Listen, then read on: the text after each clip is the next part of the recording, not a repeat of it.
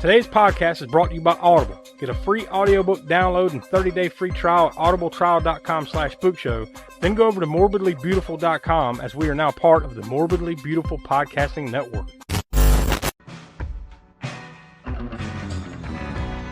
It's alive! It's alive! It's alive! You vote too! You vote too! You vote too! Everybody here dies by dawn. Dead by dawn! Welcome to the Spook Show. Welcome back to the All-American Spook Show podcast. I'm Josh. I'm joined here with Donnie. Yo. The professor and Tiana may or may not join us. We'll see as we go along here in progress because they're busy doing some stuff and they may or may not jump in here. So we'll see. If they don't, you know what happened. They were too busy, couldn't jump in. But if they do, then now you know, right? So we are here to celebrate St. Patrick's Day in the true manner of the Spook Show. I talk about a movie that really has nothing to do whatsoever with St. Patrick's Day. And that is Maniac Cop from 1988. Now, I only say barely has anything to do because like there's one scene in the movie where they're at the St. Patrick's Day parade in New York City where like all the policemen of New York like converge and they have this massive parade. Yeah. So there's like, 30,000 cops or whatever the hell they got in New York. And they're all passing down or going down the street in a parade. And then there's a scene in that movie with that. That's really the only connection. Because otherwise this movie has nothing to do with that, obviously, whatsoever. But we'll get into more of that because there is a couple interesting tidbits involved with that and everything. But we'll get into that as we go along here. But this is a true cult classic. And like, that's why I hope at least Smoke does join us here. Because I'm sure he's got a lot of chewy tidbits on this one just because of everyone that is involved in this movie. I mean, we're talking William Lustig, Larry Cohen, Bruce Campbell, and that's just the tip of the iceberg, right? So it's one of those kind of movies where there's lots of connections, I would imagine, that you're digging up. And there's lots of just cult goodness in this movie with Maniac Cop. So hopefully he and Tiana are able to join us, but if not, we got plenty to chew on here for this one. I guess I'll start with you, Donnie. Have you ever seen Maniac Cop before? I probably watched it in pieces. I do remember certain parts of it, but I don't think I've ever. This was actually the first time I watched it. All the way through, I guess. I've seen this, but it's been a long time ago, like 30 years ago, that I've watched this thing all the way through, other than like bits and pieces here and there. So like, this might as well be a first time watching me because it's been so long, but I have seen it before. Like I said, all the cult connections that are very interesting here. So it's going to be cool to just get into the background of some of this. So I guess let's go ahead and jump into that. I found one alternate title, and this was just the working title of this movie. And that title was Cordell, which is a weird name. We're like, what the fuck? But that's the name of the cop, the actual, Maniac Cop, so to speak. His like last name is Cordell. So that obviously doesn't hit as well as Maniac Cop. Honestly, like I prefer grilled cheese, like working title. Sinners last week. Yeah. And honestly, that would make more sense to call this movie Grilled Cheese than Sinners, right? Yeah. Oh man, that's funny. Anyways, so like that was the only alternate title that I could find was Cordell. It was released May 13th of 1988. It was produced and distributed by Shapiro Glickenhaus Entertainment. Of course, this movie is rated R. Total runtime of 1 hour and 25 minutes, and on IMDb it's listed as an action, crime, horror. I would say there's like a tiny bit of comedy, but probably not enough to like list it as a subgenre, right? Because I feel that like what comedy is there is not necessarily intentional in a comedic way. It's just kind of levity moments, right? But there is some comedy. It was filmed, mostly it was filmed in Los Angeles, but they did get the cutaway shots and stuff like that in New York. And then, of course, that big St. Patrick's Day parade scene was there in New York. That's obvious.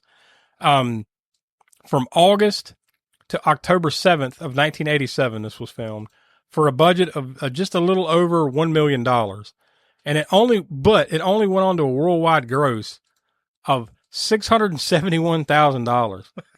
Like nothing. That's rough. Now, the kicker is, though, this movie didn't really play that long. Best I could tell, it only played for about a week. On any kind of scale. And that wasn't even like a large scale. Like, not even like probably 100 theaters at best. So it was one of those that was kind of in and out, forgotten. So it's got obviously more of a play in its second life, cult classic and all that jazz. I have no numbers on its actual opening weekend because, like, I think it had a very limited and then maybe a slightly more limited, if that makes sense. Like, it played like maybe in a few theaters, and then the next week it jumped up to a few more, but that was it, right? Mm-hmm. So I have the numbers for that second week. It didn't even rate that first week that it was out. I guess technically it was that first week because this came out May 18th, but the weekend following that was May 20th through the 22nd. So I guess it had like a weird Wednesday release that week. Yeah. Jumped on a few more theaters that weekend, and then it was out. That kind of thing. But anyways, that first weekend that it was out, it was 13th in the box office. So I've got the top 10. I'll just go from there because there's some interesting ones here. Number 12, Good Morning Vietnam, the Robin Williams that was a classic. Yeah. Number 11, The Milagro Beanfield War. I've never fucking heard of that in my life. And it was in its 10th week, so you got me, brother. Number 10, The Last Emperor. By good Lord, it was in its 27th week. Number 9, Biloxi Blues. I've never seen it, but I've heard of it. I've heard of it. Yeah, it's been around since 1988. Number 8, Salsa. I think that was... was that canon? Yeah, that was canon, and that was their answer to La Bamba. Yes, but also kind of like kept feeding on the premise behind Breaking. Remember, Breaking was like... Oh, yeah. Just the whole, let's get behind a dance and make a movie. Let's make a movie out of that. Yeah. So they decided to latch onto the salsa of all things. So I don't think it did very well. But anyways, number 8 in the box office that week. Number 7, Above the Law. Another action flick. Number 6, Moonstruck. That was in its 23rd week. Yeah. Number 5, Shakedown was in its 3rd week. Let's see. Number 4 was Beetlejuice. That little known indie flick. That was in its 8th week. Number 3, Colors, was in its 6th week. Yeah, I remember that. Number 2, Friday the 13th, The New Blood. Now, that is where we just did A New Beginning. I think that's the next one. Like, that was part 5. I think that's part 6. I don't have the whole lineage in front of me, but that sounds right. So, anyways, yeah, that was in its 2nd week, and it was number 2 in the box office. But it fell to the mighty number 1 in its opening week, Willow. God. That movie's awesome. Have we done that? We have not. We've nominated it several times. I could have sworn. Maybe I just randomly watched it. I think I finally showed it to the kids a couple years ago. Maybe that's what I'm thinking of. But, yeah. At some point or another, that needs to get on Cult Corner, right? Like, oh yeah. How has it been this long that we haven't got that on Cult Corner? We need to make that happen. Yep. But anyways, yeah, there's your top box office that weekend of following right after its release of May 13th. So that was right after that. This was directed by William Lustig, who did the cult classic Maniac. He does this one and the 2 sequels, by the way. There were 2 more Maniac Cop movies, Maniac Cop 2 and 3. I think what was the name of the third one? Because I think 2 was just Maniac Cop 2, but the third one had a funky... Maniac Cop 3, Badge of Silence. That was... But William Lustig did all of those. By the way, I think that third one, he didn't put his name on it. Like, he directed it, but he directed it as Alan Smithy. It was one of those. Yeah. So the law of diminishing returns, I assume, because I have not seen the other 2. Have you? Like, no. 2 or 3? Yeah. I know I haven't seen the third. There's a chance I might have seen the second one, but I doubt, I don't think so.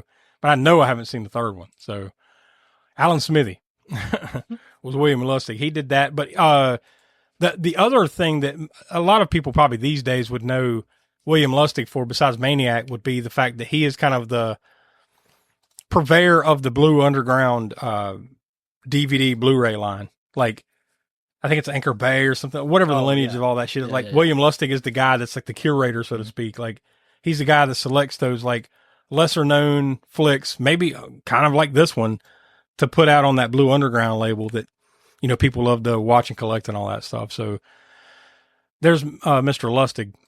It was written and produced by the extraordinary Larry Cohen, who did all kinds of stuff like this, for 30 years, whatever the hell it was, like a long, long run. Unfortunately, he's passed away, but he did the It's Alive trilogy, which that's something we got to get on this. Oh yeah, on the podcast. Those It's Alive movies, but he also another one that we need to do, The Stuff. He did that one. Tons of kind of exploitation B movie. Like to me, it's like it's kind of like Trauma, Larry Cohen stuff, but it's like one step above Trauma. You know what I mean? It's like what Trauma wishes it could be would be like Larry Cohen stuff.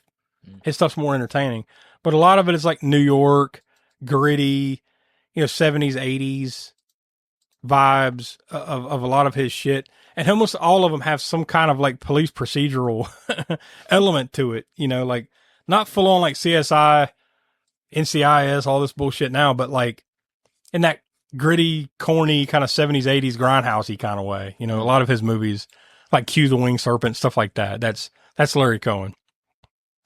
Yeah, that's pretty much all I had as far as the background stuff. Well, I guess we mentioned who's in it because I didn't even go through the cast itself, right? But like in particular, Bruce Campbell, Mr. Ash from the Evil Dead himself. He's the main guy here. He's Officer Jack Forrest. Other names. This fucking list. Just look. Oh yeah, it's nuts. Tom Atkins as Lieutenant Frank McRae. Wait, by the way, I see Tiana. Are you alive? Did you just jump in? Yep. Is Smoke around? Because we're going to need him on this too. We're talking about Maniac Cop. Is he alive? For a second. Okay, well, when he joins us in a second, because I know he's going to have a few things to say about this. We're going right now. We're going through the cast of Maniac Cop. Bruce Campbell, Tom Atkins, Laureen Landon as the girlfriend, Mallory, Robert Zadar as the Maniac Cop himself. Robert Zadar, was he not in, what was that movie that we watched on? Samurai Cop. Yeah. I couldn't think of the name of it. I could see that jaw, that lantern jaw face of his. Funny, like, was that not Samurai Cop, right? Yeah, Robert it was Zadar. Samurai Cop. Yeah. You said it's funny, what? No, it was funny. Somebody had mentioned that the villain from Jaws, not the villain from James Bond, Jaws. Yeah. So that his jaw and Robert Zadar's jaw should have a battle. Yeah. A jaw off. And that would be called Cruel Jaws. That would be the name of that. With Great Value Hulk Hogan as the referee. Rip him. Another cult classic, actor, Richard Roundtree as the commissioner. That dude was a cop or a commissioner or something. It seems like in 45 movies. Richard Roundtree. Oh yeah. Yeah. The list just goes on and on, but it's crazy. Even Sam Raimi has like a bit part towards the, that part where there's like the parade or whatever. He's the reporter on the side of the street. Yeah. Fucking Sam Raimi. So like this thing just oozes cult. Smoke, you're finally with us now, right? Like Maniac Cop, all of its cultness. We just need you to go on for about 10 minutes on that. Well, first of all,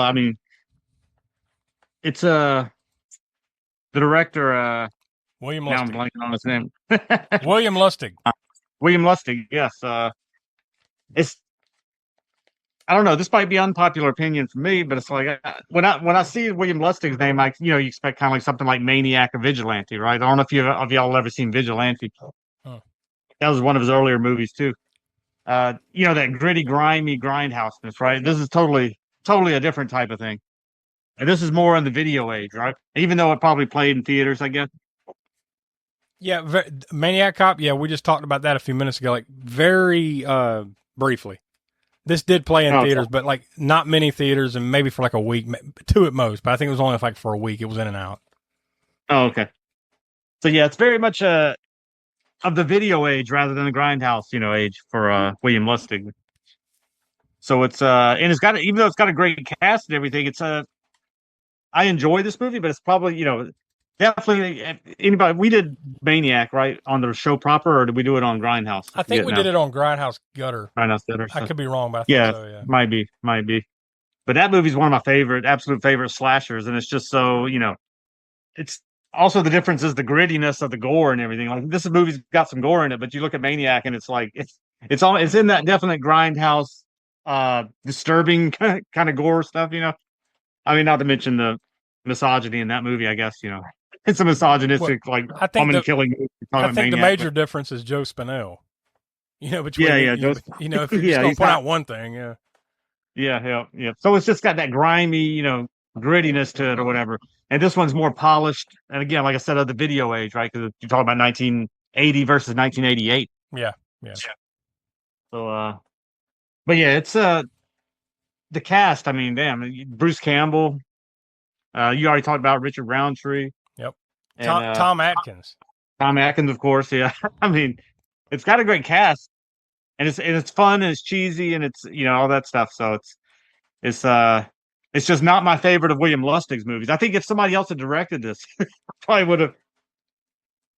It's not that it's bad by any means at all. It's just I mean, I didn't look deep into like the whys and hows and all that stuff of this movie, as far as like maybe there was something in there, kind of like maybe it's just that time period, like you said, where they were starting to crack down on certain things or something like that. Probably was because that's 1988. Because you've got all these cult Mount Rushmore figures of Bruce Campbell and William Lustig and Larry Cohen and Robert Zadar and all that jazz, but like it still feels kind of muted a little bit. Yeah, definitely. You would think that there would at least be an uncut version that came out later, maybe or something. Yeah. Well, but Lord knows where that lies if it it exists anywhere. I'm sure there is a better rough cut somewhere, but that's long gone, I would imagine. It feels like a TV movie to me, especially because when it cuts, it almost looks like it was put in for commercials. Dipping the commercial break. Yeah. There is a certain feel to that too, because it does. And once again, maybe it's just because of they make this in '87, it comes out in '88. Maybe it's just that video flip, so to speak. I don't know how they shot it and all that stuff, but I didn't get into that part of it. But one part I did find interesting, and you talked about William Lustig and Maniac, right? That is, in a roundabout way, the reason that this movie got made, period. Because Larry Cohen and William Lustig are having lunch or something like that. And Larry Cohen mentions to him, hey, why have you never done a sequel to Maniac? Yeah, well, it doesn't really lend itself to that. Kind of leave that where it is, so to speak. Yeah. So then he just spits out like, well, how about you make something kind of like that, but you just kind of take that idea and make something new out of it. Like, I don't know, call it Maniac Cop. And as soon as he said that, William Lustig's like, And then, boom, it's born out of that. Like, he takes just that random Larry Cohen title and makes this. So it's not a sequel to Maniac, obviously, but it has its roots in the premise, I guess, or the title at least, of Maniac to this. So I guess we have Larry Cohen to thank for that, for getting him in William Lustig's head. Like, maybe I could do something with that. And Larry Cohen, speaking of him, I don't think we've done any. Have we done any? I'm pretty sure we haven't done any of his own movies. I mean, his full directorial movies. There might be something that I'm forgetting about, but I don't think so. I think this might be the first. And Donnie, maybe that's something you can look up in your connections. See if we've done anything with Larry Cohen. Maybe you've already looked that up with your connection. We'll find out when we get there. But so I know It's Alive. He did 3 of those at least, right? We haven't done any of those. Sure. Yeah, we went through that, like It's Alive and Hugh the Winged Serpent and The Stuff. The Stuff, we haven't done that. So like we haven't hit the hits at least. But I don't know. I don't think we have. I don't think we have. I don't think so either. Pretty sure we haven't. But that's we're finally correcting that a little bit, but we need to do more. Yeah. See, I think, like I said, this movie is fun. Without getting into the final ratings or anything like that. It has its moments, but like you said, it's kind of like you said, it feels muted, right? Yeah. Both of these directors on their own, I think, are stronger than when they came together for this movie, which is sometimes that's the case. Other times it's not. Other times it's like two cool, cult horror directors come together and make something that's fantastic. Well, even like I mentioned a minute ago, Sam Raimi has that bit part as like one of the TV reporters during the St. Patrick's Day, right? Apparently, I think he's actually somewhat of listed as like a second unit director or something because he helped. Like for that day or two that they were doing that, he helped them. Yeah. So like he's kind of a part of it too, you know. There's some Sam Raimi DNA in there, obviously. So that was the one thing I wanted to point out about that St. Patrick's Day parade, Donnie, that I was alluding to earlier. That was shot guerrilla style. Oh yeah, it looked like it. You know, it looked like it was a real. You could tell it was a real parade. It is. You know, they didn't set all that up for the movie. It's the real St. Patrick's Day. You know, like New York City Police Department parade. They filmed that months before the rest of the movie. They basically just grabbed some cameras and said, "Hey, the St. Patrick's Day parade's going on. We might be able to use that for this. So let's just go out there and get some shots." So they grabbed Sam Raimi and Bruce Campbell, told them to show up. All right, show up at 10 o'clock or whatever the fuck. We're going to go out here during the parade and we're going to just steal some shots.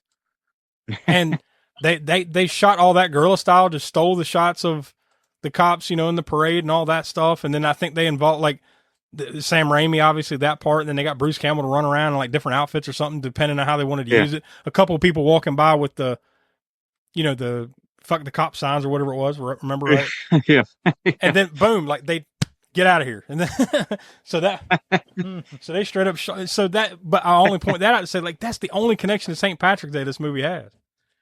Is that parade and the fact that they stole it. Because otherwise it'd have nothing to do, we wouldn't be talking about it right this minute at least. And it'd have nothing to do with St. Patrick's Day if not for them deciding, like, hey, let's go steal some shots of that and to kind of make it part of the story later on. Because I think they said they shot that that's March, right? St. Patrick's Day. They shot that then. They didn't shoot the rest of the movie until like August. And all that, the rest of the movie was shot in Los Angeles. I guess they just got some exteriors, whatever they needed of New York. Because remember, the Twin Towers keep popping up. In the background. Yeah. They got whatever they needed there, and then they never went back to New York. The rest was shot in L.A. So, and I don't remember, they didn't do any 42nd Street shots, even though it was kind of on its way out at this time. You know, the Grindhouse type. I mean, it was still there. Some theaters were still there. I don't remember there being any of that in here, was there? Like there was in Maniac per se. Or, I don't recall right away. There might have been something in there. I mean, there was definitely some either fake New York streets, you know, shot in L.A. or you know, some like little alleyway type of stuff, maybe somewhere in there towards the beginning. But I can't think of anything in particular where they would have got that. But yeah, it is funny that like. You would think between William Lustig and Larry Cohen there would be some stock footage of 42 or 42nd Street, just hanging around. Hey, let's just slide that in there, you know. Yeah, because I mean, why not? I mean, Twin Towers. We were watching something, and it must have been another movie that had a 42nd Street thing. Oh, you know what it was? Was it the last? Speaking of the guy from Maniac, Joe Spinell. Joe Spinell, the last horror movie, last horror film, or whatever. It was on Joe Bob. It was on Joe Bob the other night. Yeah. Yeah. By the way, you know, that was the week before last. I think they had the. We should mention that briefly for a second, just because it's probably something that people were talking about. Joe Bob Briggs just had his last episode of The Last Drive-In, kind of unexpectedly, right? I think they said something. They kind of teased something a couple days before, and then. Then the cat was out of the bag or something. I remember Joe Bob being on. Well, I saw it on his Facebook page, I guess, or whatever. He's saying, make sure you stay tuned for or tune in to Shudder for Last Drive-In this coming Friday because I'll have some news for you or something like that. And then it would turn around and there was saying, I don't know if like somebody let the cat out the bag or whatever, but this will be the last episode of the Last Drive-In, and then I think Joe Bob put something else out after that. But yeah, he alluded to something in that promo, but not necessarily that it was going to be that. But it just came kind of, I mean, like, you know, I guess it's kind of been writing on the wall kind of maybe to some degree for a while, because like, remember they went to like, it used to be like every Friday night for like, 2 months or something, there was a double feature. Every Friday night. And then it went to like one movie. Single movie, right? Yeah. Yeah, every Friday night. And then it went to like, all right, well, we're going to go back to 2 movies, but it's going to be once a month. Yeah. And I think that's the way it's been for like the last year or so, right? Where it's like 2 movies once a month, you know, they do their thing and then they have their specials or whatever. But now it's, I guess. Now I think it's really something, I think. I mean, he still didn't say this is the final thing that I'm doing for Shudder. He kind of alluded again to like them, but they do doing still have some stuff. Yeah, they do still have some specials scheduled for Shudder. So there is going to be like, I think 4 more specials throughout 2026 on Shudder. And then I guess after that, who knows? But he wants to keep his traveling shows up and I think do a little bit more. he likes meeting the fans. Yeah, And he's getting up there in age, so. Yeah, he said, I think we were talking about it. I think he just turned 73, so he's Yeah. he's getting up He there. said his health's still good though, and Yeah. he still sounds and looks fine. So Yeah. I Well- think they're just maybe changing the show around. I guess time will tell. I mean, we'll see. I mean, I know there's been a little bit of, like, fuck AMC and fuck Shudder for this kind of thing, but like we don't know all the ins and outs of it. We don't know what he wants. Yeah. We don't know what they want. We'll wait and see. We'll see what happens, but hopefully he doesn't go away entirely. Hopefully in some manner we still get more Joe Bob and all that. But it is worth mentioning, since we're talking about a cult classic like Maniac Cop, that I'm pretty sure he did on the last drive-in Probably a few years ago at some point or another, right? So he did. Yeah. So it's fitting that we talk about that and that it happens right after that. But by the way, there was something, I think I sent that to all y'all too. There was there's a new Maniac Cop movie coming, right? Because there's, like I mentioned earlier, there's been 3 movies, but there's going to be like a reboot or something, right? Yeah, very interesting because it's being made by Nicholas Winding Refn, who did Drive and Valhalla Rising and Neon Demon. So He makes very well original stuff. So this really shocked the crap out of me. yeah, I mean, it's just kind of weird because, I don't know. Again, I'm probably not the best judge of this because I don't necessarily look at what's going on in the horror world, modern or even, whatever. So I just kind of, we do our things, watch the movies and all that stuff. But I don't really pay attention to the wider horror world, family, whatever you want to call it. So I don't really know what the consensus is on Maniac Cop. I mean, I'm sure it's got, favorable for the most part, but I mean, maybe people like it better than I do necessarily. I'm not saying that I hate it. The funny thing to me, and I was going to get around to this at some point, but it's probably a good time to mention it since you said that. Like the funny part about this to me is like all these names we've talked about, Bruce Campbell, Lustig, all that stuff, right? This one's kind of like, you hear people talk about it every now and then, but it's not like something that like people clamor for, I don't think. I don't think so, right? I didn't think so either. Like I said, I'm kind of... It's kind of, it's just kind of there, and it's cool, but, but you would think with all these names, all these people, Robert Zadar... It should have been better than it was, I guess, I guess, part of what we were just talking about, but it's like, it's kind of odd that way that, like, you never hear anybody talk about Maniac Cop, and there was 3 of them, and there's going to be a new one, but yet... Yeah. Nobody sits around like, oh, Maniac Cop, that's a good one. And that's why it's strange to me that Nicholas Winding Refn's picking it up to do a remake of it, because he usually does these high profile movies like Drive. That's one of my favorite movies. I mean, it's genre, non-horror genre, whatever. Yeah. One of my favorite movies in general. And maybe that's the point. Like, like maybe this general idea of this movie, maybe to him or other people, hasn't been done as well as it could. Because there's still meat on the bone with this, I think. Yeah. So maybe that's where like, maybe I could jazz that up, make it something cooler, Yeah. in a more modern way. But why fuss and fret about dinner? Why not have it right here? Yes, this drive-in offers everyone in the family a real picnic treat for dinner. We've got delicious sandwiches with all the trimmings and your other dinner favorites, plus whatever you want to drink, hot or cold.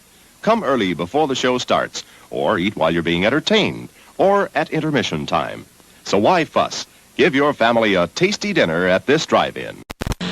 I would imagine, though, with his, it's going to have that atmosphere. It's going to be gritty colors and the atmosphere, and it's probably going to be a throwback to the 80s or 90s or something like that. Probably, I would think so. I would. That'd be with the like I said, the color palettes and everything being very. Just knowing some of his past work, it would look like that. Neons, and synthwave soundtrack, but who knows? Maybe not. That'd be cool. Get some of the old guys back from from Drive sound like Kavinsky and Yeah. Well, anyways, so we've done enough of that. So let's get into the movie itself. It starts off pretty good here, where there's like a little bit of a thing where he breaks the waitress's neck. Yeah. Yeah. Like there's a little bit of a foot chase, right? And then he breaks the neck like in that was in front of somebody, right? I'm completely blanking. There was somebody that was watching or something, right? And then what was it? Like 2 guys like watching in the... Yeah. It's the guys that were chasing her, right? And then they see it happen. Yeah, because they were trying to... What were they trying to, like, assault her or something? A mugger, whatever the hell they're trying to do. Mugger, like, so that, like, in the alley, well, not in the alley, but in front of the apartments or houses, because that guy comes out with his trash, and he's just like, whatever, she's got away, I guess she's good. She runs up to a cop, I think because she ran up to a cop, she thinks she's safe. Meanwhile, they kind of hang back because, oh shit, it's a cop. And then he just picks her up and, like, snaps her neck. Yeah, and then they're like, oh shit, and then Yeah, ooh, and then they run, leave. yeah. I think they told the cops or something like that. But anyways, that girl, or woman, I should say, that they did that to, that was the actress. Her name is Jill Gatsby. Jill Gatsby is Larry Cohen's daughter. Oh, In real life, that's his daughter. So apparently that's a thing too, where like he'll put her in a lot of his movies and then kill her. So so not unlike Dario Argento and his daughter. Yeah, I guess our so. daughters. Yeah, exactly. Well, that's why you have kids, right? I guess that's what it's all about. What am I doing with my life? Yeah, Twin Towers everywhere in this movie. Like I just noticed it a handful of times. And am I the only one that every time I see it in a movie, any movie, I'm just Twin Towers. Oh, yeah. You know? Yeah. It's like Punch Buggy or some shit. It's like, Twin Towers. That's fucked up. I know what eventually happens. Because it's immediate, right? It's you didn't really think about it before. No, of course not. Of course before not. that, you didn't think about the Twin Towers or whatever. I mean, yeah, you see them or whatever, but you think New York. Yeah, you don't know necessarily. It was the two biggest buildings in New York. That's it. But Yeah, now yeah. it's like, ugh. Yeah, I know. Now it's like you see them, and then instantly it's like, oh shit, yeah, okay. Yeah. Not to be horrible about it, but it is kind of like, shit, there's the Twin Towers. Yep. When he stops that couple on the side of the road, like I think they're driving or something, he stops them on the side of the road, and then he just grabs he doesn't kill her, but he grabs a hold of or the guy gets out of the car. He grabs a hold of him. I think he chokes him or something. Then he throws him at the car. So he just hooks him into the windshield. The thing that stuck out to me about it though, was that like he throws the guy in the windshield cracks and then there's blood, right? But then the blood just keeps spurting onto the windshield. Like it's clearly just somebody over in the corner with a hose just going, meh. Like his injuries wouldn't be this severe that blood is it didn't like lacerate his like neck across the whole. Yeah, like because he didn't go through the windshield, he just kind of went into it and then the fake looking like kind of clear red blood. It doesn't look quite. See, now like this is that difference between the grittiness of say Maniac, like we're talking about, like the same sort of scene. Remember when Tom Savini himself was in the scene and his girlfriend, right, was in the car with him, and they were making out, right? It was like this, except the Maniac guy comes up with a shotgun and like blasts him right through the fucking windshield and blows Tom Savini's head clean off. Yeah. So that's the grittiest of that versus this one, which is kind of goofy. So maybe in this scene, that's Lustig kind of giving a tip of the hat to Maniac, but just not going, not going full Savini. Like, yeah. We can't beat that, but we can give you some blood. Maybe it's that kind of thing. But right after that, when you're introduced to Tom Atkins, he's the detective on the case or whatever, and he goes to what is it, the police psychologist or no? I think he's just talking to the commissioner or somebody, but like he's like, you don't smile enough. You don't smile enough, and then he just kind of gives that half-hearted like Tom Atkins smile. Like you're never going to see Tom Atkins smile, in any movie. Yeah. He does the best he can. He's a little smirk. Yeah. I thought that was a pretty good little scene. One of the better kills, I think, and we'll see once we do the highlight kill or whatever, but that when he grabs a hold of the guy, he's chasing him down the sidewalk and he throws him into wet cement. Oh yeah. And then it cuts to the scene after that and he's like, he's dead and frozen. He throws him in wet cement, like face first, and then just like stuffs his face down in the wet cement. And then, cut to the next morning. They just got like a jackhammer, just trying to get the. That's a pretty good kill. That was pretty good. Wait, did we go past the part yet where there's a woman driving in the car and the radio is talking about a maniac cop? Oh no, that's next. That's next. That was the next kill after the. Yeah. So like now there's now the word has leaked. Thanks to Tom Atkins, right? He has leaked word that like there's a cop is probably the one doing these killings. So now everybody's kind of like has cop phobia, right? They're all scared of cops because now they think they might be getting killed. This woman gets pulled over on the side of the road and, she's like legitimately being pulled over for speeding or whatever the hell. So she just pulls out a pistol and it's like, you're not fucking taking me or whatever. And bam, just blows the cop's brains out. Right through his head. Yeah. Probably one of the more gory scenes too, because like you actually see some like, brain matter or whatever the hell. Like, That's funny that one of the gorier scenes isn't even the Maniac Cop's killing. It's like you're right. this woman's getting pulled over thinking it's the Maniac Cop. about to kill her. You're right. He has nothing to do with it. Ellen, which is Bruce Campbell's character, his name's Jack. Ellen's his wife. They clearly are having some issues. She follows him to a hotel room where she busts in and so I lost my. That was kind of half of a burp there. Anyways, he follows her to she follows him to a hotel room where he is having an affair with another officer. And then the next morning, they find her. I assume it's either the same hotel or the same hotel room. I'm not quite sure on that. Yeah. But they find his wife dead. So now he is suspected of doing this. So now he gets arrested. By the way, this is also not long after this. I think the cop that he was having the affair with, Mallory, and Tom Atkins, they run up on the Maniac Cop in an alleyway and like pump him full of lead. Like they shoot him like 18 times and he is completely unfazed by this.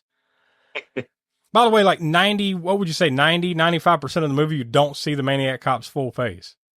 Yeah. Yeah. You see kind of side profile, shadows, that kind of stuff. You don't see his, until the end. We'll reveal why here shortly, but this is another one of those where like they're just shooting at him point blank and he's just taking the bullets like unfazed, right? So something supernatural is up here at that point, right? Yeah. And we haven't got his backstory yet, right? In the movie. No, I mean you're almost there. You're basically almost there at this point where like basically like he is framed for murder, right? Like I think he's one of those shoot first, ask questions later kind of cops, right? He's like a hard ass and he arrests a bunch of guys. And then apparently there's something about like he's about to uncover corruption in the mayor's office or something like that. So they basically have him beat down and killed. Like they get him arrested for something, right? He's arrested. Yeah. I forget what. Yeah. And so he's in prison and then he gets the shit beat out of him and basically stabbed and everything, basically, I guess, killed in prison. Mm-hmm. And then fast forward to where we are now. And I guess we can go ahead and get to that. Like, what exactly is he here? Because it's kind of they explain it, but they don't explain it. They don't explain the supernatural aspect of it. I mean, they explain kind of his backstory, like I said, who he is, and he's in jail and he gets beaten, and then I guess you figure he gets killed because he gets stabbed in the back. But then that's no explanation for the supernatural elements of him taking all these bullets, being able to do that. The only thing was like, well, because they eventually talked to like the guy that had him in the morgue or something, right? And then he's like, well, he was mostly dead, but not all the way dead. So he revives him, and so like now he's brain dead. So instead of like, well, we knew he was a good cop who was framed, we're not going to like put him back in the slammer. We just gave him to his girlfriend. So I guess she takes care of him from that point forward, which obviously, she has some connection throughout the movie, but very, very vague, very vague. They never explain the leap from that, like guy that survived that being brain dead to a fucking zombie, right? Like, yeah. Or is he? Or basically, like Jason Voorhees, who's on the force now. I guess that's kind of where it lands. It's like he's like cop Jason Voorhees. I guess is like, man, that's a good enough explanation as you're going to get. I guess. So let's just move on from there. Once he goes to the police station, he kills a few more cops. Yeah, that's when Bruce Campbell's character Jack was in jail. He comes in and kills a few cops. There was one hung or something like that. All that jazz. Yeah. There's that whole thing. Then his girlfriend, Sally, the woman that walking on the cane or whatever that had been taking care of him, he beats the shit out of her and kills her. Then unfortunately, that's when Tom Atkins bites it too in that same scene, because then he just hucks him out the window. Yeah, on top of the car. Yeah. Now it's not just as simple as like, fuck you, throw him through the window. He beats the shit out of him for what seems like 5 minutes, just like tossing him back and forth between filing cabinets. Yeah. and then finally the death blow is out the window onto a car, the end. So at least Tom Atkins goes out. It's an epic death, right? Epic death. Yeah, it's a dramatic death. then you get the St. Patrick's Day parade that we talked about, like, which, story wise really has nothing to do with this. It's just kind of like, oh, we got it. Let's use it. Hey, remember all the cops are going to be down here at St. Patrick's Day parade. So it's kind of like they use it as a way to get the players where they need them to be. It really has nothing to do with it, whatever. So I guess they, like you said, they kind of worked it in. Yeah. Like you said, we talked about earlier where they recorded it months before they started principal photography for the rest of it, right? You might as well use it. And then it's like, oh, we'll stick it somewhere, and they found a way to weave it in. So that's our connection this week. Happy St. Patrick's Day. Good night, everybody. But then he finally goes back to the police station, and there's a whole police station rampage where he takes out like a dozen more cops. And then there's this massive car chase, which that's like the last 15 minutes of the movie.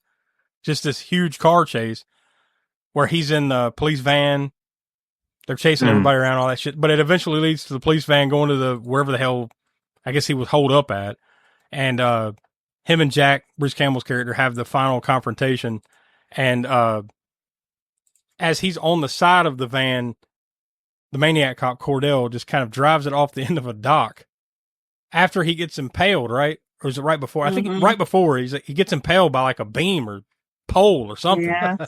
And impales him. Then he just goes off the side of the end of the pier into the drink. That's how he goes down. But then not movies like this don't end quite like that. They end with like, well, there's the aftermath. The ones that survived, and then whatever happened to Cordell or whatever the fuck, and then they're looking around for him. There's a search party or whatever, and then you see a hand raise up out of the water right below the dock there. Credits. So there you go. So the Maniac Cop is not dead, apparently. Nope, he made 2 other sequels. Yeah, which is why Maniac Cop 2 exists, and then Maniac Cop 3. What was it, Electric Boogaloo? What the hell was it called? We just had it a minute ago. Hold on, I got to find it again. It was. Yeah, I don't think I've ever seen the third one. I know I haven't. That's what we were talking about before you guys came on. I was like, I've seen this one before. I think I've seen 2, not sure. But I know I haven't seen the third one. And by the way, that one's called, we mentioned it earlier, Maniac Cop 3 Badge of Silence. Oh, okay. Badge of Silence. And then I guess we'll eventually get another one. Hopefully one of these days. So we'll see. But. Well, is that one supposed to be a remake, or is it supposed to be, I guess, this new one? I don't know. A reimagining or whatever? Yeah, probably. I'm assuming so. I'm assuming he probably won't do a sequel. Look, I mentioned this before y'all came on. I'll say this again because it's pretty funny. William Lustig did all 3 of these movies, right? Yeah. The third one, he didn't put his name on it. It's Alan Smithy. Oh shit! Really? Yeah. So that Damn. so that tells me so that tells me whatever would move forward wouldn't have anything to do with that third one. If William Lustig won't even put his name on it. Yeah, Nicholas Winding Refn's all of a sudden like, you know what? I need to make Maniac Cop 4, the sequel to the Alan Smithy movie. Yeah. That classic Alan Smithy That'll go movie. well. Yeah. Well, there you go. Maniac Cop. Happy St. Patrick's Day. So I guess I'll go first. Like, this is a tough one because like I think it's fun for what it is, but it just, like I said earlier, it seems muted. It seems like it could have been more. Now, you definitely want more out of it. You want more than what you get. Yeah. Yeah. So like, I'll give it like bonus marks for just everyone involved, like the actors and the director and all that jazz. So with that being said, I guess I'll go 2.5. I think that seems fair to me. Like, it's not, it's kind of in the middle. It is what it is. Like, it ain't something I'd watch all the time, but I enjoy it for what it is. So Donnie, what do you say? Yeah. It's a fun movie to watch with you guys, like if we were doing a watch along, which honestly, I'd probably pick a better movie than this, but yeah. Well, that's the thing about watch along sometimes. Yeah, and we might be getting into that. We've talked about it. Like, is we don't know. Yeah. We're not sure. We don't know. Sure. But yeah, like this would be, fun to watch with, friends, it would just make good banter back and forth, but it's not a good movie by any means. I'm at 2 stars. All right, Smoke, what do you say? Yeah, I mean, like we've been saying, you wanted it to be better. It has a great cast. It has a great director. I think it has, and writer. I think Larry Cohen co-wrote it, right? Yeah, he was the producer and the writer. Produced it. Yeah. So I mean, it's got a lot of great names behind it. It's just what comes out isn't what you want it to be. It's fun for what it is. but it's not good enough, really, to be up there with some of the top, horror movies of the '80s or anything, or even of the '90s for that matter. Yeah. So, yeah, I think I'm going to echo yours at a 2.5. So it's okay. It's just definitely not one you pull out all the time. The last time we saw it was probably been 8-9 years ago, somewhere in there. Yeah, it's like I said, I've seen it before, but it's been a long time, like 25, 30 years. It's been a long time since I watched it. Okay. Yeah, the time before that, it'd been since rental days or whatever. I'm going back to the early. So I've only seen it 3 times now. Yeah, I'm going back to the early to mid '90s. Last time I saw it. Yeah, and Maniac Cop 2, I've only ever seen when me and Tiana watched it, probably about the same time. We probably watched it after we watched the first one 8 years ago or so, and that's the only time I'd ever seen that one. And I don't even really remember it now. Exactly what happened in that one. So whenever we get to that one, it'll kind of be new to me. So. All right, again, Tiana, we'll let you put the nail in the coffin. You're going to put the Maniac Cop down for now. What's your final rating and thoughts? Yeah, this one's cheesy. Definitely could have been better. I don't know what was going on. I guess the year. Yeah, probably the crackdown on stuff. Yeah. And especially because it was a movie about a cop, I can guarantee you that one too. And they actually had like real cops in it, so they probably got to let's pull back a little. Yeah. So I'm gonna give it a 2.5. So we're all roughly in about the same territory. So that leaves us with total consensus of 2.3 out of 5 stars. So that's probably not. That's probably enough to say you should go check it out if you like. Those late '80s cultish type of, these types of movies. You should at least watch it at least once. But it's not an over exuberant. Yes, you should definitely go watch this kind of thing. Just go check it out if you like that kind of thing. You'll like it. But otherwise, don't expect. If you see this list of names involved, the bar might be set a little too high. Let's say that. Right. So I mean, I don't know that you'll ever get to see, as far as I know, Bruce Campbell and Tom Atkins in the same movie, right? So you would, like I said, again, like the cast, you want it to be so much better than what it is, because I mean, yeah. So there you go. Donnie, we'll let you start with the connections. What kind of? Surely you got a couple of halfway decent ones here with this.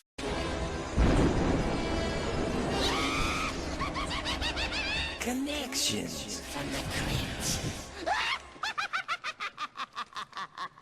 Yeah. What do you got? So I've got Bruce Campbell, probably no surprise here, who plays Jack Forrest in Maniac Cop. He was also in the Evil Dead franchise that we have talked about several times, but more specifically, the Evil Dead, and then also Evil Dead 2, the Evil Dead remake, which that's we've talked about that before. That's very loose because he's only in it like at the very end and it's his voice. Yeah, still. Groovy, right? Groovy. And then that's it. But yeah, it's there. It's there. And then Army of Darkness, and also that awful Thanksgiving movie, Black Friday. Your favorite. So yeah, that's speaking of, there's another movie that should have been better than what it was. Yeah, there you go. Right? So yeah, that's the cast side. On the crew side, to answer your question, we have not done any Larry Cohen movies. Okay, yeah, I didn't think so.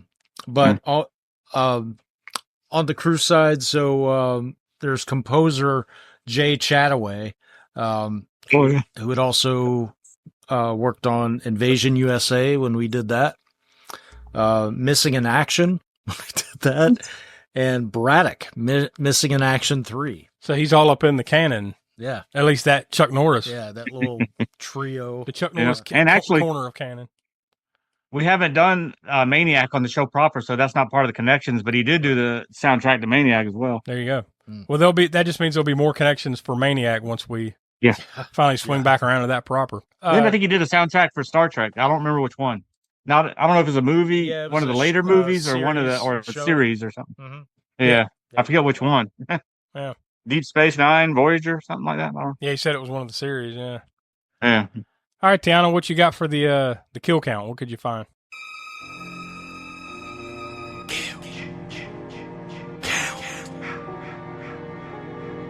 for how very little you see things or the gore or anything, it was 23 kills. So it's no Sinners from last week where we had, what'd you say, 134 ranked up on there. But yeah, still, for something that's not as gory as you would think it would be, except for a couple parts, right? In this one, we'll get to that in a second. That's pretty high. Highlight kill. Let's talk about the kill reel. Highlight kill. Kind of goes along with what you just said. Like, there's not, a lot of it's kind of off screen kind of stuff, or somebody just getting hooked out a window or something like that. So I guess I'll go with the wet cement guy. Kind of gave it away earlier because that's pretty funny, right? Like, it just chases the guy down, makes him fall in the cement, and then just smothers him in it. So yeah, I'll go with that, the wet cement guy. So, Smoke, that leaves us with you with the gore score. Gore score. Yeah, we talked about it so far. It was not very gory, but probably because of the time period, 1988, late 80s, it being basically a slasher movie, and like we said, dealing with cops. so yeah, they probably cracked. I'm guessing the MPAA cracked down on this one, and there must not have been either that or they just didn't, knowing that it was going to be rated R, they just didn't make it that gory. So. Because you would expect that there would probably be, with it being William Lustig near the end of the 80s, them knowing that the MPA is going to crack down on it. If there was an uncut version, you would think that they would have put it out. That way. So maybe they just didn't. Maybe they were just shooting for it, to get gutted by the MPA, so they just didn't even bother. I don't know what the story is on the lack of gore in it, but for sure it had to be because it was 1988 and slasher movies were being cracked down on pretty hard. So. There's a little bit there though. We talked about some of the stuff that the goriest thing being probably the lady shooting the cop that she thought might be the Maniac Cop coming up their car and then blows his brains out. So and some other little random bits here and there with the blood. I mean, when he gets stabbed in the back in the fight scene in prison when he's getting beat up by the other prisoners or whatever, he gets stabbed in the back. Not that it's super gory, but I mean, there's a little bit more blood there, and you see the knife penetrating his back or whatever. So I guess I'll go with 6 out of 10. That seems fair. It's not. Yeah. I mean, I almost thought of going with 5, but I guess I'll go with 6. It's there. It's just not much of it. It's that late 80s, early 90s kind of lack of. Where you think there'd be more, there's not. Yep. I mean, hell, it might have a little bit more than Friday the 13th Part 7 or 8, which was around that same time period. Well, there you go. That'll put a bow on Maniac Cop. So happy St. Patrick's Day, everybody. When you're celebrating that tomorrow, think of Maniac Cop. Next week, though, more importantly, we're going back to canon fodder. So it is ironic, Donnie, you were mentioning those canon flicks, right? Because we're going back to canon. This one is interesting because of who is in it just passed away. And that was, Robert Carradine, right? The guy that was... like the head nerd, so to speak, in Revenge of the Nerds, right? Mm-hmm. He just passed away. And I promise you, we did not pick this movie because of that. We have a wheel of like 100 and something canon movies that we just spin, and it landed on this Robert Carradine movie called Number One with a Bullet.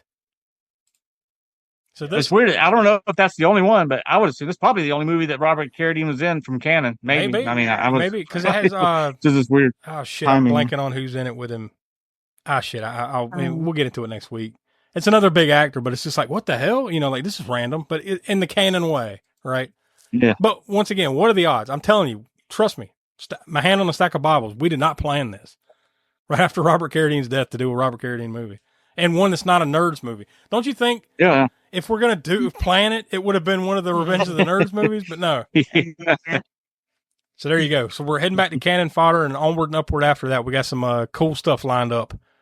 We're going to be talking about the year 1986, and we'll give you more information once we get closer to that, like next week and the week after that, before we hit the month of April. We'll let you know what we're going to be doing. We got some cool stuff planned for that. So that is it. So for Donnie, the professor, Tiana, I'm Josh. We are the All-American Spook Show. Don't forget to go check out aaspookshow.com, where you can go check out our YouTube channel, which is with series such as Grindhouse Gore, That's another new series coming soon to the YouTube. Grindhouse Gutter, Video Vortex, and Hammer Horror in Order over on our YouTube channel. And of course, become a patron of the Spook Show by going to patreon.com/AASpookshow. And we love and appreciate everybody out there. So we will see you next week for our latest Cannon Fodder. And now, folks, it's time to say goodnight. We sincerely appreciate your patronage and hope we've succeeded in bringing you an enjoyable evening of entertainment. Please drive home carefully and come back again soon. Good night.